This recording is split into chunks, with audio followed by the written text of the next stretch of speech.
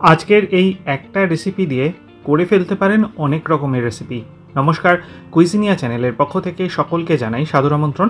আমাদের সবার channel কুইজিনিয়াকে subscribe করে পাশে থাকা বেল বাটন আর অল আইকন প্রেস করে রাখতে চাইলে সব নতুন ভিডিও নোটিফিকেশন আপলোড হওয়া মাত্র পৌঁছে যাবে আপনাদের কাছে।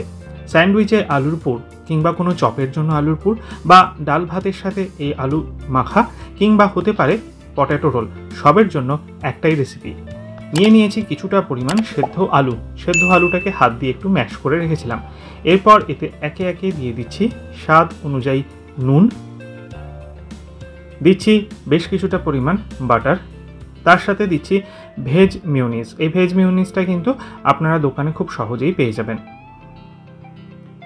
এরপর এতে দেওয়া হচ্ছে হোয়াইট পেপার মানে সাদা গোলমরিচের গুঁড়ো। চাইলে আপনারা এর পরিবর্তে ব্ল্যাক পেপার মানে কালো গোলমরিচের গুঁড়ো দিতে পারেন। দিয়ে দিচ্ছি বেশ কিছুটা পরিমাণ টমেটো সস, যেটা পেঁয়াজ রসুন ছাড়া ম্যাগি কোম্পানির, কারণ আমি এখানে পেঁয়াজ ব্যবহার করছি না, সম্পূর্ণ নিরামিষ করছি। দিয়ে দিচ্ছি বেশ কিছুটা পরিমাণ ধনেপাতা কুচি। চাইলে আপনারা এর মধ্যে পেঁয়াজ কুচি দিতে পারেন, তার সাথে অরিগানো, চিলি ফ্লেক্স, বিভিন্ন ধরনের জিনিসই ব্যবহার করতে পারেন। সমস্ত জিনিসগুলোকে দিয়ে প্রথম পর্যায়ে আমরা একটু মেখে নিচ্ছি। মাখাটা কমপ্লিট হয়ে গেলে দেখুন ঠিক এরকমভাবে আমরা মেখে নিয়েছি। আর একটা জিনিস দেওয়া বাকি আছে, মানে আমি ভুলে গেছিলাম, সেটা হচ্ছে বেশ কিছুটা পরিমাণ কাঁচা লঙ্কা কুচি এর মধ্যে আমরা দিয়ে দিলাম।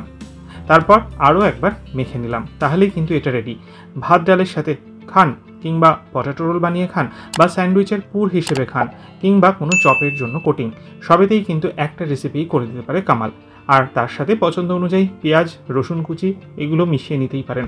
ভালো লাগলে লাইক শেয়ার করতে ভুলবেন না। যারা এখনও চ্যানেল কুইজিনিয়াকে সাবস্ক্রাইব করেননি, অনুরোধ করবো চ্যানেলটাকে সাবস্ক্রাইব করে এই পরিবারের সদস্য হয়ে যাওয়ার জন্য। লাইফ ইজ প্রেশাস, গল্পের শেখালেকাল চ্যানেল দুটিকে সাবস্ক্রাইব করতে আজকের ভিডিও ডেসক্রিপশন বক্সের লিঙ্কটা প্লিজ চেক করে নেবেন। সবাই ভালো থাকবেন, সুস্থ থাকবেন। দেখা হবে পরের রেসিপি নিয়ে। আজ এ পর্যন্তই, নমস্কার।